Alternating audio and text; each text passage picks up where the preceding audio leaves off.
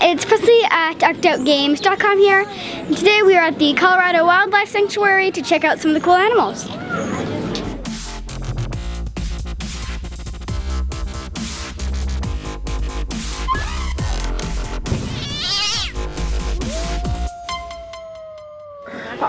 Alright, well first off I want to thank you all for coming out to the Wild Animal Sanctuary. We are a non-profit organization. We receive no government funding. It all comes from public donation and visitors like you. So thank you very much. Our animals thank you as well. We are the oldest and largest animal sanctuary of its kind in the Western Hemisphere. We've been in operation for almost 35 years and we have over 350 animals here on 720 acres. We specialize in large captive bred carnivores. Do you know what a carnivore is? A carnivore is a meat eater. That is absolutely correct, and we have a bunch out here. We have almost 150 bears, over 40 lions, around 50 tigers, and about 15 other species out there on the grounds. These animals all come from illegal and abusive situations. They come from basements, garages, horse trailers. 80% of the animals you're going to see today were once considered someone's pet. They also come from circuses, roadside attractions, carnivals, zoos, you name it. Anybody trying to make a buck off of them, and they all come from all over the world. All that ends when they come here though. We are a true sanctuary in that when these animals arrive, they're going to stay here for the rest of their lives. We will never trade, sell, breed, or profit from them in any way. All the males are neutered upon arrival with the exception of our African lion males because testosterone actually controls their mane, which controls the hierarchy and their pride. Without it, we wouldn't be able to build prides. If we were to neuter them, their manes would change color or fall out completely. So what we do in lieu of that is the females get a contraceptive implant so they don't go into heat. So there's no competition for food or females amongst our animals anywhere here on the property. As you head up, the first thing you're going to notice, it is obviously elevated. You're about 30 feet above the ground, and this is actually geared for the animal's comfort.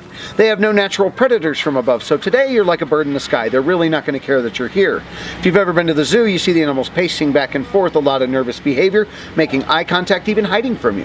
That's because at the zoo you're on the ground level, and when you're on the ground level, you're not only in their territory, but you're threatening their territory, and that's why they pace around.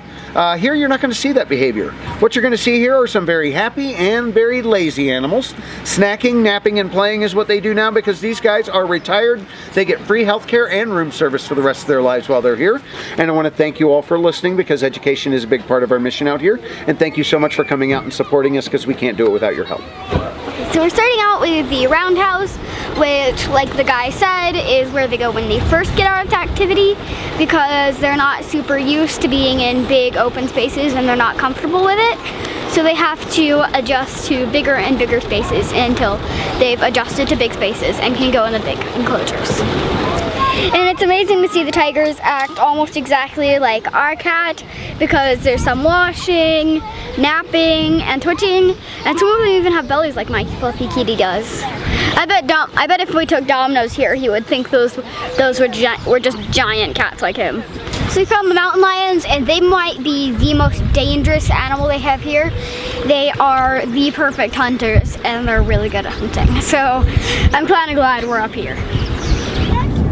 So we're at the lion enclosure, and it's really cool that they have such a big space to roam around, and over there they have some spyglassy things so you can look at the lions up close because they're really far away. But they have a nice big space to roam around, which is cool. They have some alpacas over there. This is as close as you get to them, but it's pretty cool, so Dad and Phil should come here and look at all the alpacas, the fab alpacas. So I found the place that I really like because here are some of the wolves. We heard them howling we heard them howling earlier. Some of them sounded like they were from over there though, but I guess some of them were from right here and they're really cool. And I think the white one is probably the alpha, and I don't know about the gray one. There's only two in this, so I'm not sure if they're gonna be alpha. So we're at the place where some of the new lions are because they're getting acclimated and ready to go outside in the big pen. And they have this really, really cute little white cub, and it's really amazing how the cool stuff they have here. I can't believe we haven't already came out here and looked at all the animals. And we're definitely gonna come back here a lot more. So one of the lions was scratching at the door trying to come in, and that reminds me a lot of my kitty cat. At like 6 a.m. he's at my door. Let me in. Even more like my kitty. So we found a weeping angel here. I don't really like it. I don't like weeping angels. Well, I don't think anyone likes weeping angels, but we found one. Don't blink at it. This is our time at the Colorado Wild Animal Sanctuary. I definitely recommend coming here if you're in the area. If not, then fly over here and come here. It's a really cool place and I definitely recommend it. So yeah, thank you for watching and I'll see you tomorrow. Bye!